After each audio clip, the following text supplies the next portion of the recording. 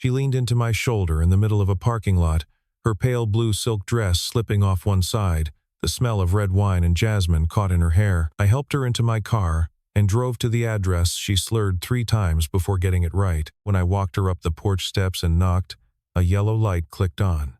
The door opened. The woman standing there wore an off-shoulder gray sweater and shorts, one hand against the doorframe, smiling like she had been waiting for me all along. Dana, my ex-girlfriend. She looked at the drunk girl in my arms, then up at me. "So now it's just you and me," she said. But I need to back up, because that moment on the porch, that was the middle of the story, not the beginning. The beginning was quieter. The beginning was sawdust and silence, and a life I had built out of routine because I did not know what else to build it from. My name is Marcus Cole. I am 36 years old, and I restore antique furniture in Savannah, Georgia. My workshop sits at the end of a narrow alley canopied by live oaks, the kind that drips Spanish moss so low you have to duck when you carry a dresser through the door. My house is a 2-bedroom shotgun. I renovated myself. After the breakup, stripped the wallpaper, sanded every floor, replaced each cabinet hinge, until the whole place felt like mine and only mine. I live alone. No kids. Dana Harlow and I were together for 3 years. We lived in that house, never married. She was loud in the way some people are loud, not angry, just always performing. She needed an audience for everything. For cooking dinner, for choosing a paint color, for having a feeling. I am the opposite. I like quiet.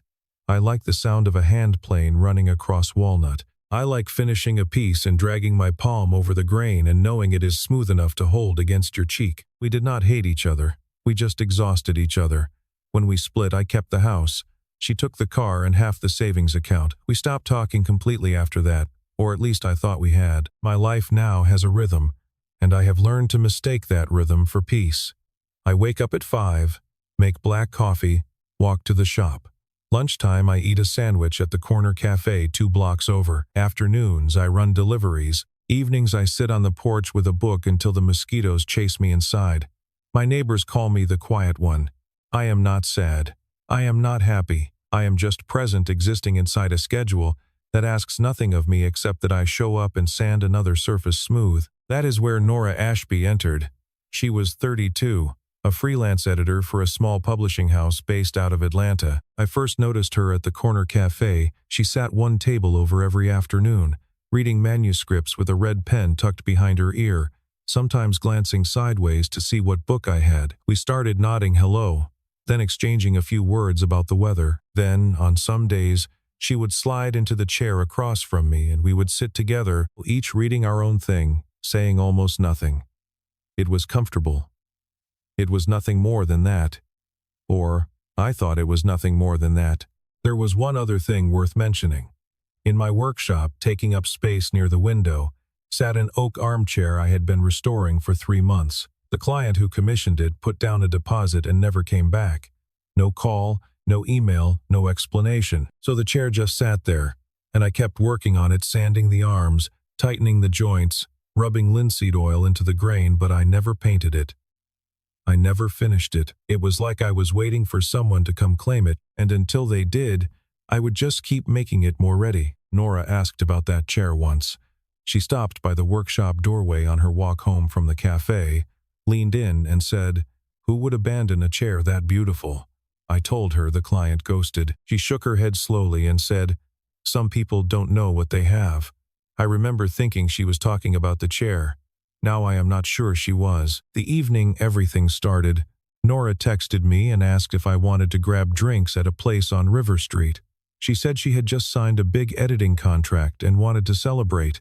I am not a bar person. I am a porch and a book person, but something about the way she asked, casual but careful, like she had rehearsed the message before hitting send, made me say yes. What I did not know was that Nora had recently moved in with an old college friend across town. And what I really did not know, what I could not have guessed, was who that college friend turned out to be. The bar was one of those River Street places with exposed brick and string lights hanging over a courtyard that smelled like river water and fried oysters. Nora was already there when I arrived, sitting at a high top near the window, 2 glasses of wine in front of her. She had already started on the first one. She smiled when she saw me, and something about that smile was different, wider, less guarded. like she had decided something before I walked in. We talked, or rather, Nora talked and I listened, which is how most of my conversations go. She told me about the manuscript she was editing, a novel about a woman who falls quietly in love with her neighbor over 2 years.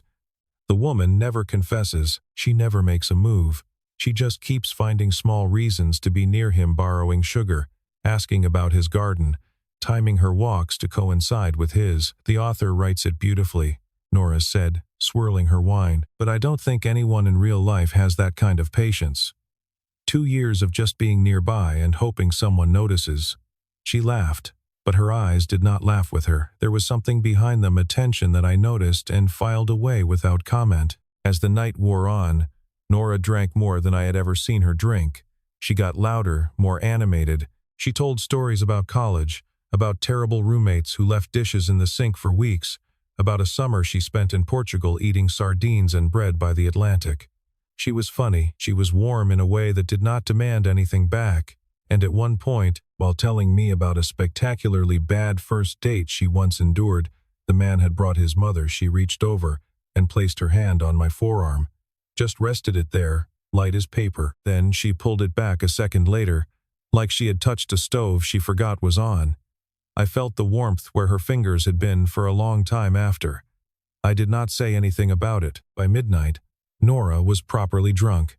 Not sloppy, but tilting. I called a rideshare, but she gave the wrong address 3 times, laughing at herself each time, and finally I said forget it, I would drive her home. She leaned her head against the passenger window and gave me directions in fragments left at the light, right past the church, the White House with the black shutters. I pulled up to a Victorian I had never seen before, a tall, narrow place with a wraparound porch and hydrangeas climbing up one side. I helped Nora out of the car, steadied her on the steps, and knocked on the front door.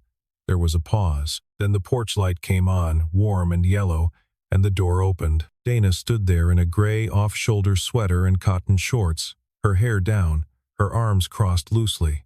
She was not surprised. She was not angry. She was smiling, and I knew that smile. It was the one she used when she was calculating, when she was 3 moves ahead and wanted you to know it. Marcus Cole, she said, bringing my roommate home drunk, still playing the hero. The word hit me. Roommate. Nora was Dana's roommate. Nora, the woman who sat across from me at the cafe every afternoon, who asked about my oak chair, who texted me tonight to celebrate, lived with my ex-girlfriend, and she had never mentioned it. Nora, half-conscious against my shoulder, murmured something. I'm sorry. I didn't know. She looked up at me, and her eyes were panicked wide and searching, but I did not understand what she was sorry for. I thought she meant the inconvenience. I was wrong. Dana took Nora's arm, guided her inside. Then she turned back to me, still standing on the porch, still holding that smile. Now it's just you and me, she said. Her voice was soft, almost tender, but there was something underneath, something proprietary, something that said I still have a claim here. I stepped back. Good night, Dana, I said. And I drove home. For 2 weeks after that night, Nora disappeared. She did not come to the cafe. She did not text. She did not walk past the workshop on her way home. The table where she usually sat stayed empty, and I found myself glancing at it every time the cafe door opened, then looking away when it was someone else. I told myself I was being ridiculous. We were not anything. We were just 2 people who sometimes shared a table and said very little. But the chair, that oak armchair in my workshop, I kept sanding it every day, kept running my hands over the grain, kept smoothing surfaces that were already smooth. And somewhere during those 2 weeks, I realized I was not thinking about the wood anymore. I was thinking about her. Every stroke of the sandpaper, every pass of the cloth, I was thinking about the way she leaned in the doorway and asked who would abandon something so beautiful. I was thinking about her hand on my forearm, brief and then gone. I was thinking about the panic in her eyes on that porch and how I still did not understand it. After 2 weeks, Nora appeared at the workshop door. She did not come inside. She stood on the threshold, holding a manuscript, not the red-penned working copy I had seen at the cafe, but a clean-bound proof. Her face was calm. Her hands were not. I want you to read something, she said. 1 chapter. Just tell me if it feels real. I took it. She nodded once and left without another word. I sat down on the oak chair, the unfinished one, the unclaimed one, and read. The chapter opened in a workshop, a furniture workshop at the end of an alley lined with old trees. A man who works alone, who speaks in short, careful sentences, who lets his hands say what his mouth refuses to. There was a chair in the story too, an abandoned armchair, that the man keeps restoring, even though no one is coming for it. The woman in the novel watches him through the doorway and thinks, he treats that chair like it matters, like it deserves to be finished even if no one asked for it. The details made the back of my neck go cold. The linseed oil, the sawdust, the silence that was not empty but full. I told myself the author must live nearby, must have walked past my shop, must have borrowed the scenery the way writers borrow everything. I did not let myself think the obvious thing. Not yet. The next afternoon I found Nora at the cafe. I sat across from her and slid the manuscript back. It feels real, I said. Very real. She looked at me, and for the first time since I had known her, both her eyes and her mouth were smiling at the same time. After that, something shifted. Nora started coming to the workshop twice a week at first, then more. She would bring a chapter, sit in the oak chair with her legs tucked underneath her, and read aloud while I worked. Sometimes I sanded, sometimes I just stood at the bench holding a chisel and listening. The workshop filled with two sounds that fit together, the whisper of sandpaper on grain, and her voice moving through sentences. Each chapter she brought built higher. The woman in the novel drew closer and closer to confession, but outside the pages, Nora said nothing about it. She just sat a little closer each time, stayed a little longer, read a little slower near the parts where the woman's heart began to show. One afternoon, Nora ran her fingers along the armrest of the chair slowly, like touching something she was afraid of losing, and said, "This wood is so warm." I was standing at the bench, my back half turned. "That's because I sand it every day," I said. She went quiet for a long time. When I turned around, she was looking at the chair the way people look at places they want to stay. I asked her once who wrote the novel. She had just finished reading a passage where the woman watches the furniture maker through his workshop window, and I said, "Who is this author anyway?" Nora closed the manuscript on her lap. "Someone who writes very slowly," she said, and then she looked away. One afternoon I heard the sound of heels on concrete, a sharp, deliberate click that did not belong in my workshop. I looked up from the bench and there was Dana, standing in the doorway, backlit by late sun, wearing a white blouse and pressed slacks like she was between appointments. She had not set foot in this space since we were together. She looked around slowly at the tools, at the sawdust, at the oak chair by the window, and then she smiled. Not warmly, strategically. "Still the same old habits," she said, walking in without being invited.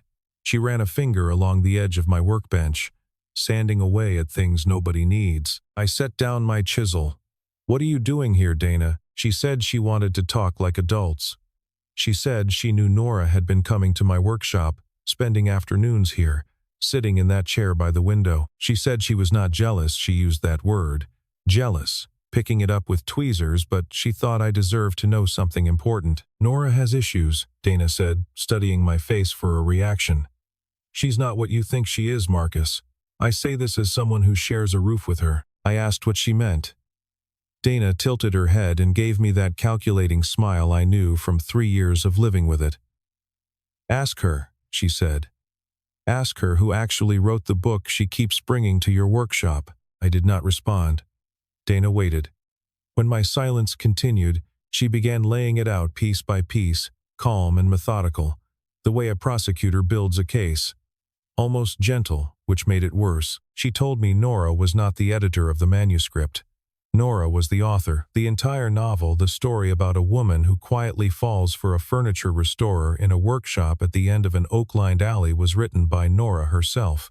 Every chapter, every detail about the chair, every description of the sawdust and the silence.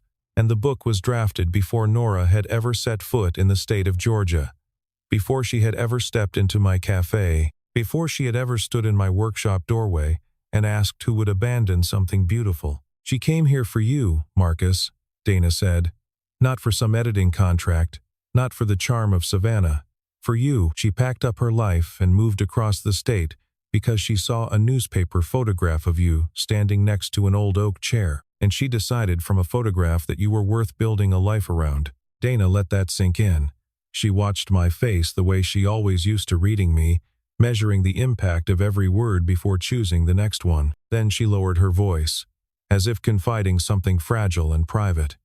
She knew I was your ex before she rented the room. She found my listing online, recognized the name, and chose to move in with me specifically because I was connected to you. She picked me as a stepping stone, Marcus. She used our history as her shortcut. Doesn't that strike you as strange? Doesn't that concern you, even a little? Dana used the word obsessed. She delivered it softly, almost tenderly, like she was being merciful, like she was a concerned friend, protecting me from something dangerous, rather than an ex-girlfriend methodically dismantling something that was starting to grow. And that was the thing about Dana. She was not lying. Not about any of it. Every single fact she presented could have been true. That was always the frightening part. Dana never needed to fabricate. She just took true things and arranged them in an order that turned a love story into a horror story. She was not inventing a narrative. She was editing one, cutting the tenderness, amplifying the strangeness, removing the context that made it human. She had weaponized the truth the way some people weaponize silence. I stood in my workshop and looked at the oak chair. Nora had sat in it dozens of times. She had tucked her legs up, leaned into the armrest, read me chapters about a woman doing exactly what Nora herself had done, moving to a new city, finding excuses to be close, writing her feelings in the third person because she could not say them in the first. And now I did not know if she had sat there because she genuinely wanted to be near me, or because she was living inside a scene from her own manuscript, performing a role she had already scripted. The chair looked different now. The warm grain, the smooth armrests, the careful oil finish I had rubbed into the wood with my own hands, over weeks and months. All of it suddenly looked different, like evidence instead of comfort. I just thought you should know, Dana said. She touched my arm briefly, casually, the way Nora had at the bar, and walked out. Her heels clicked down the alley and disappeared into traffic noise. The workshop smelled like oak and something bitter I could not name. That evening, Nora came to the workshop at her usual time. She was carrying the manuscript. She was smiling. But the moment she stepped inside, the air told her something had changed. I had not turned on the overhead lights, just the desk lamp in the corner. The workshop was full of long shadows, and the oak chair sat between us like a witness. "Whose book is it?" I asked. No greeting. Nora stopped. She looked at me, then at the chair, then back at me. She set the manuscript on the workbench and said, very quietly, "Mine." "Did you know Dana was my ex before you moved in with her?" A long silence. The desk lamp hummed. Outside, the cicadas had gone still, as if they were listening too. "Yes," she said. I felt the workshop floor shift under my feet.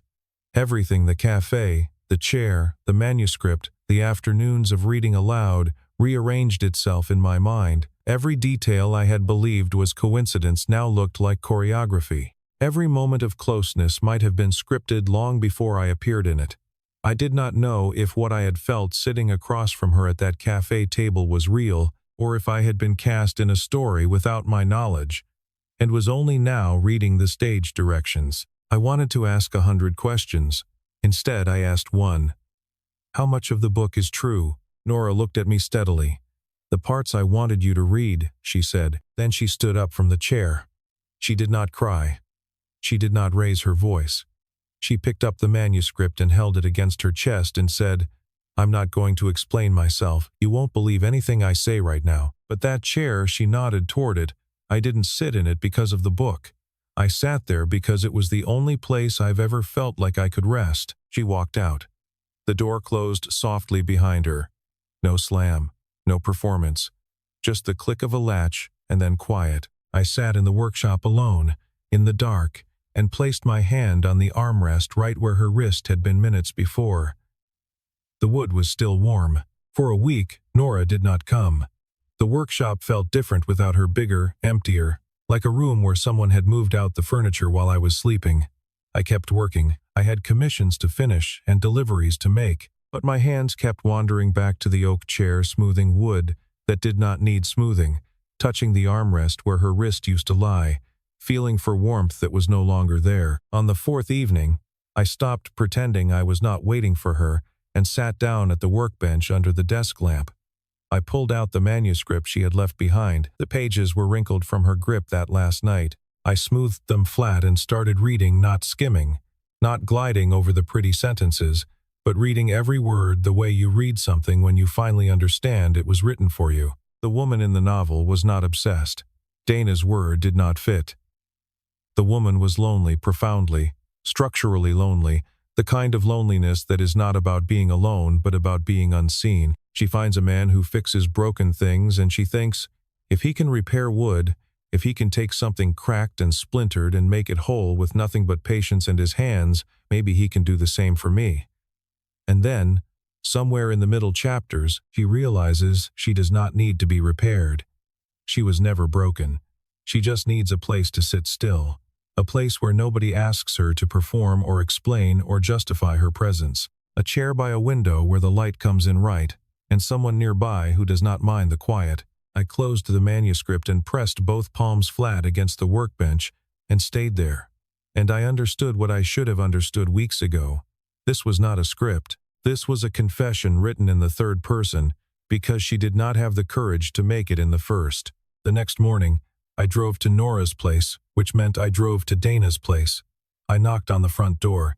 Dana answered naturally. She was holding a coffee mug, wearing a silk robe, and she smiled at me like I was a package she had been expecting. "Coming to collect my roommate again?" she said. "I need to talk to Nora." Dana leaned against the doorframe, the same pose as that first night, the same proprietary ease, and shook her head slowly. "She's gone, Marcus. Moved out 2 days ago, packed her boxes and left." She sipped her coffee and studied me over the rim. "After you broke her, she didn't even bother saying a proper goodbye." Then she tilted her head, and her voice softened into something that was supposed to sound like warmth. "But hey, you're here now. And it really is just you and me this time. Want to come in?" I looked at Dana. I looked at her the way you look at something you used to love and now finally see clearly. She did not want me back. I understood that in my bones. What she wanted was to make sure nobody else had me either. It was not love. It was not even desire. It was ownership, the difference between wanting to sit next to someone and wanting to keep the seat empty so no one else can. "Where did she go?" I asked. Dana's smile went thin. "You'll have to find that out on your own." I turned around and walked back to my car. I called the small publishing house where Nora freelanced. The woman who answered hesitated, then told me Nora was staying at a rented studio on Tybee Island, about 20 minutes east of the city. She gave me the address without asking why I needed it. I drove out there with the windows down, salt air pouring through the car, the coastal marshes stretching out flat and gold on either side of the road like the land was exhaling. The sky was that particular shade of late afternoon blue that Savannah gets in the warm months, pale at the edges, deeper overhead, almost purple where it touched the tree line. I did not turn on the radio. I did not rehearse what I was going to say. I just drove. The studio was a small blue cottage tucked behind a bait shop at the end of a shell gravel road, with a screen door that needed a new hinge and cardboard boxes stacked inside against every visible wall, books, mostly, still taped shut, still waiting to be unpacked in a place that felt like it might last. The kind of temporary arrangement that says, "I am not sure I am staying. I am not sure anyone wants me to." Nora opened the door before I knocked. She must have heard the car on the gravel. Her eyes were red but dry. She had been crying at some point, but she was not crying now. She stood in the doorway with one hand on the frame, and she did not say a word. She just waited. The ocean was somewhere behind the cottage, and I could hear it breathing steady and unhurried, the way it always is, indifferent to whatever small human drama is unfolding on its shore. I said the only thing I had driven 20 minutes to say. I finished reading it. The ending isn't written yet. I think the author should let the man write that part himself. Nora looked at me for a long time. The screen door creaked between us. A pelican crossed overhead, low and slow. Then, she stepped to the side and let me in. I did not kiss Nora that day. I did not kiss her the following week either. We started over, but this time there were no disguises between us, no manuscript to hide behind, no third-person narration shielding what was actually first-person feeling. Just two people sitting on the porch of a small blue cottage at dusk, barefoot on warped wooden planks, eating takeout shrimp from paper bags and listening to the waves roll in and roll out. Nora told me everything. She had found me in a local newspaper feature about antique furniture restorers in the Savannah area. The article included a photograph of me standing next to the oak chair, mid-restoration, sawdust dusting my shirt and forearms. She said she began writing the novel that same week, a story built from a photograph of a man she had never met, about a woman who falls in love with him through the things he repairs. Then she researched Savannah, found a freelance editing position that justified the move, and discovered that a woman named Dana Harlow was advertising for a roommate in the historic district. She recognized the name from the article. It mentioned my personal life briefly, the way local features sometimes do. She knew exactly who Dana was, and she moved in anyway, because she wanted to understand me from every angle available to her, even the ones that came with sharp edges. I listened to all of this sitting in a plastic porch chair, with the salt wind pressing against my face, and the sound of waves folding over each other behind the dunes, and I was not angry. That surprised me. It should have sounded invasive, a woman building a life around a photograph, moving cities, renting a room from my ex-girlfriend, all to get close to a man she had never spoken to. It should have matched Dana's word. Obsessed. But watching Nora speak with her hands wrapped around a glass of sweet tea, her voice steady and stripped of every defense she had ever built, I understood something with a clarity that felt physical, almost architectural. The difference between obsession and devotion is whether the person is trying to own you or trying to know you. Dana wanted to own. Nora wanted to know. Those two intentions sound alike and sometimes look the same from the outside, but they live in different rooms of the same house, and only one of those rooms has a window. So does the man in the article match the real version? I asked. She laughed, a genuine laugh, surprised right out of her chest. He talks even less than I imagined, she said. But the hands are exactly how I wrote them. 3 months later, Nora moved back to Savannah.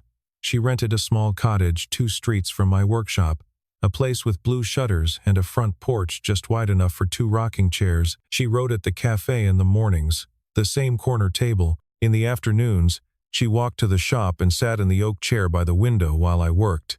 The chair had a person now. It was no longer waiting.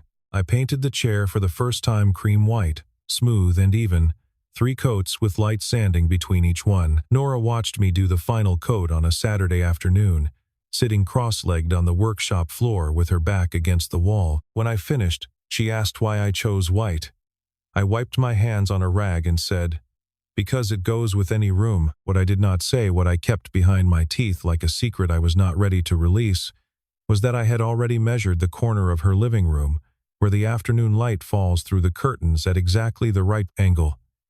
I already knew where the chair was going, I just had not told her yet. One evening in late September, Nora fell asleep in that chair while I was planing a walnut tabletop across the workshop. She had a manuscript page resting in her lap, and her head was tilted to one side, and the lamplight caught the sawdust drifting in the air around her, like something from a painting I would never be skilled enough to make. I set down the plane, walked over, and draped my jacket across her shoulders. Then I went back to work. When she woke up 20 minutes later, she blinked at the jacket, then at me standing at the bench with my back to her, and said softly, "This is the ending of the book."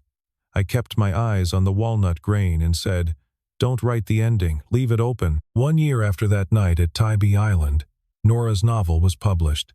The dedication on the first page read, "For the chair, and for the man who sanded it every day." I read the finished book that same week, cover to cover in 2 sittings. The ending was not what I expected. The woman in the novel does not say "I love you." She does not give a speech. She does not show up at an airport or run through any rain. She simply walks into the workshop one afternoon, sits down in the chair, and says, "I'm here."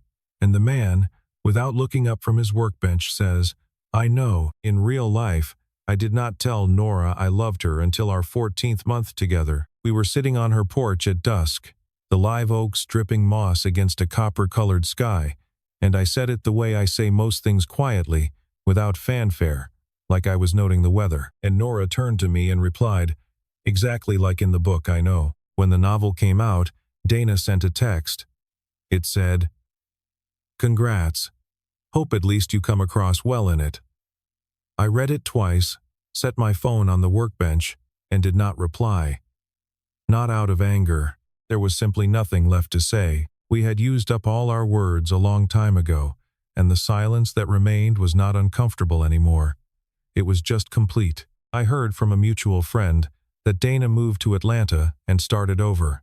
New apartment, new job and event, planning the kind of career that gives you a spotlight and an audience every weekend. I hope she finds someone who wants to watch. I genuinely do. I was never right for that role, and the 3 years I spent trying only taught me what quiet sounds like when someone beside you is always performing. The oak chair sits in Nora's living room now, right next to the window where the afternoon light comes through. I repainted it a second time the same soft cream as her walls, so it looks like it grew there, like it was always meant to be part of the room. It is no longer the chair that nobody came back for.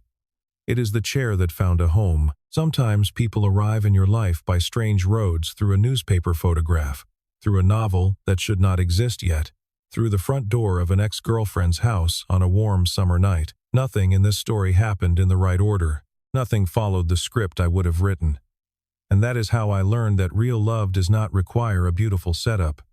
It just needs one person willing to sit down, and another willing to open the door. Every morning I still wake up at 5. I still make black coffee in a quiet kitchen, but the second mug is always waiting there on the counter at Nora's place, ready for her to get up 30 minutes after me. The oak chair still stands beside the window, tilted slightly now because Nora tucks one leg under herself when she reads, and it has shifted the balance over time. I have not straightened it. That lean is proof that someone lives here. That night, I was just trying to help a drunk girl get home. I did not know she had already written me into her life before we ever met, and I did not know that the door which opened that evening was not meant to close the past behind me. It opened to let the future walk in. So let me ask you this. If someone loved you before they ever met you through an article, a photograph, a story, would you call that love or obsession? Where exactly is the line? And have you ever discovered, maybe too late, that someone was hiding how they felt about you all along, by fixing your shelf, by bringing you coffee, by simply sitting next to you in silence, and you just never saw it? If this story reminded you of someone, hit that like button and leave me a comment. Subscribe if you want more stories where the ending is not a kiss, it is a chair that finally found its home.